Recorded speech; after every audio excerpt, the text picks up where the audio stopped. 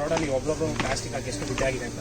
ಹೋಗ್ಕಣ ಅದೇ ಒಬ್ಬೊಬ್ರು ಒಂದೊಂದು ಪ್ಲಾಸ್ಟಿಕ್ನ ಎತ್ಕೊಂಡು ಕರೆಕ್ಟಾಗಿ ಡಿಸ್ಪೋಸ್ ಮಾಡಿದ್ರೆ ಆ ಥರ ಆಗ್ತಾನೆ ಇರಲಿಲ್ಲ. ಒಬ್ಬೊಬ್ರು ಯಾಕೆ ಒಂದೊಂದು ಎತ್ತಬೇಕು, ಎರಡೇ ಎತ್ತಬಾರ್ದು.